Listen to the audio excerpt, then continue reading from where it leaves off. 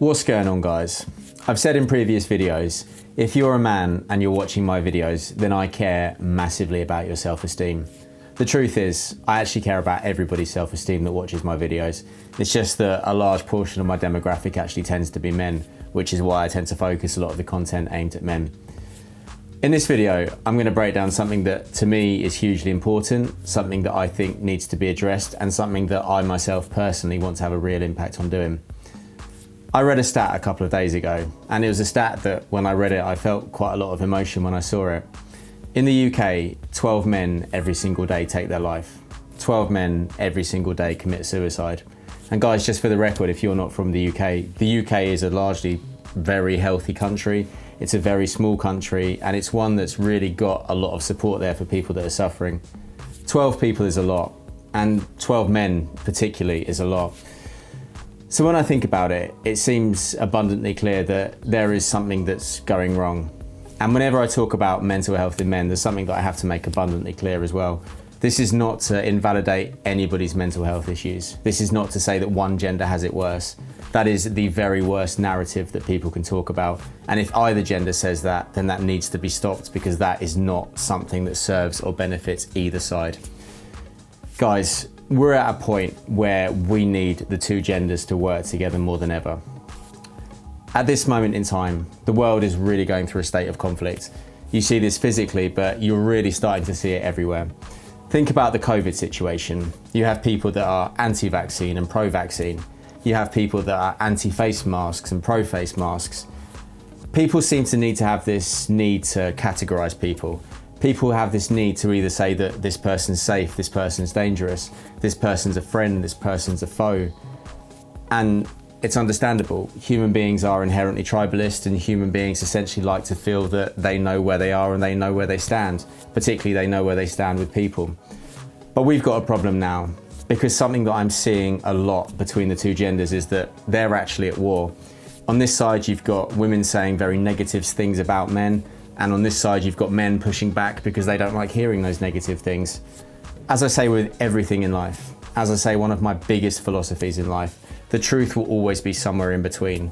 And I can certainly say from the male experience and the male perspective, there's a lot of things that I've seen men do. There's a lot of things that I've heard men say that I'm not proud to be associated with. There's a lot of things that I've heard referenced that actually make me think I'm not proud to be a man. But on the other hand, there are other things that I have done and I have seen other men do where I actually think that's really fucking good. And that does actually make me really, really proud. So we've got this conflict and we're coming into a new state within the world. COVID will eventually pass. I know it possibly doesn't feel like that now, but the situation as we have it will change. And now more than ever, we need the two genders to come together. Now more than ever, we need collaboration between men and women. But the problem is, when I look at men, when I think of conversations that I've had with men, it feels like we are a long way off getting to that point. It feels like a real strong journey in order to get to that point, and one that I don't think we're necessarily going to get there. I talk a lot about men needing to own their feelings. I talk a lot about how much better men's mental health would be if they could own their feelings, but I want to give you a very different perspective now. A lot of you watching this will have wives. A lot of you watching this will have sisters. A lot of you watching this will have mothers that are still in your life and mothers that you love. Whenever you do anything, whenever you speak to a woman, whenever you address a woman, whenever you watch porn, for want of a better phrase, you have to bear in mind that there is someone in the world that has loved that woman at some point in time. There is someone that has respected that woman at some point in time. And I know I say porn, some of you are saying no one respects porn stars, no one respects women that do that. Guys, it's 2021. We're a long way past this point, and I've even done videos discussing female sexual empowerment and how important that is as well. But I really just say this because we have to be mindful of the fact that our actions impact on everyone, no matter who that will be. But it's the positive action that I want to talk about in this video. Now that we're coming out of COVID, now that we're getting into this new step and this new chapter within the world, collaboration, unity, and shared positive experiences between the two genders are going to be more important than ever. The problem is, some men will never be able to get there because they're not even capable of owning their own feelings. I'm going to give you a couple of scenarios now. Let's say you're a guy, right? And let's say you're in a really, really unfulfilling job. Let's say you go to work, you come home and you feel lonely. Let's say deep down you actually just want to spend a little bit more time with your friends. You want to spend a little bit more time with your family. Ask yourself this: how many of you guys watching this feel truly capable of admitting that? How many of you guys feel comfortable catching up with your friends and saying, do you know what, I've missed this. I'm going through a bit of a rough time at work and I think now more than ever I need some more time with you guys. I imagine not many, because men have these drivers. Men need to feel that they're strong. Men need to feel that they're perfect. Men need to feel that they're without flaws. And the problem is, that is a great sentiment, and I think I very much think that men should still be men and men should still be strong. But being strong doesn't mean being ignorant of your own feelings. Being strong doesn't mean ignoring your own feelings and ignoring other people's feelings. Being strong means owning your feelings. Let that sink in for a second. Being strong means owning your own feelings. So what does that look like?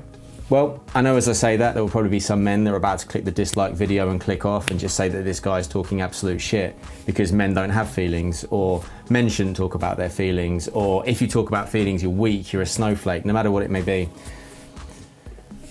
There is some truth in that.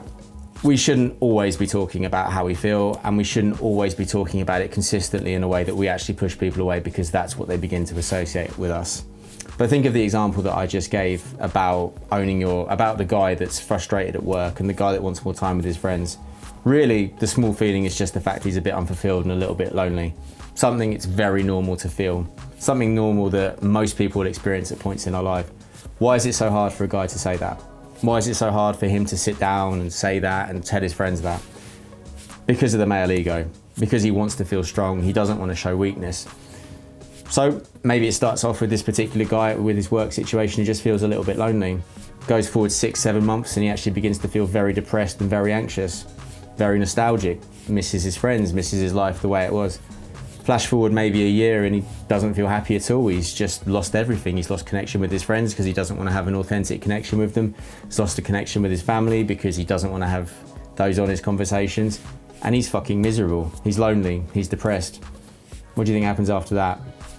I imagine this is when you get to the point when someone may think about not having anything that they truly want to live for. Or let's say he's married. He pushes his wife away because he can't have those honest conversations, pushes his daughter away, pushes his son away because he doesn't want to have those honest conversations, and he comes home from work and he's a stressed, tense mess. This is a small conversation that can be had and can stop a lot of consequences after. But it's not one that I know men will feel comfortable having. So the message that I'm saying now is, be okay with expressing it. Be okay with expressing what you need. Be okay with expressing that you feel a certain something. Trust me, you will feel stronger and people will look at you in a much stronger way. The other side of that too, and I touched on this at the start of this video, there are people in your life that are hugely important to you. There are people in your life that you need to support. How do you think you can support them if you haven't got your own baggage and your own shit sorted out? It's going to be really hard, right? Because you're going to be dealing with the narratives that you've had about yourself in your life before. And I've said this before, and again, I know people won't like it when I say this. There are grown men in the world in their 20s, 30s, 40s, 50s that just want to be given a hug and told that they are okay. That just want to be given a hug and told that they're good enough.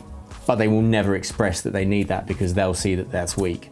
They'll never express that they'll do that because they think people will look at them and people will shame them.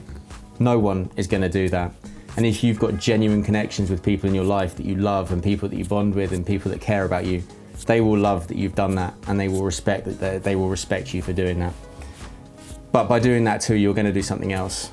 The connections that you've got with the people that matter to you are going to be so much more powerful because they're getting a really honest and a really strong reflective version of who you are. So I'm going to leave that there. This is just food for thought, right? I'm going to end with, for me, the most important points as I close.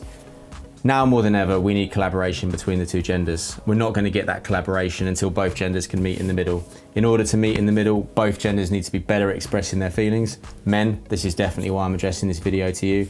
And hopefully by doing so, and hopefully by men addressing their feelings, they will better be able to meet in the middle. But I just want you to think of your mental health in the same way that some of you would think of your physical health. You get a bruise, you get a knock, you swear, you maybe moan to someone about how bad it feels. That bruise and that knock goes away. The best way to heal any bruises and knocks that you've got on your mental health is to talk about them and is to address them. So that's it. I really hope you've enjoyed this video. I know it's been a little bit off topic and a little bit different to some of the normal stuff that I put out, but for me, this is an important message. If you like this video, please can I ask you to click like and subscribe down below. If you really liked it, I'm also offering one-on-one coaching at the website also down below. But as always, guys, nothing but love. Take care, and I'll see you all in the next one.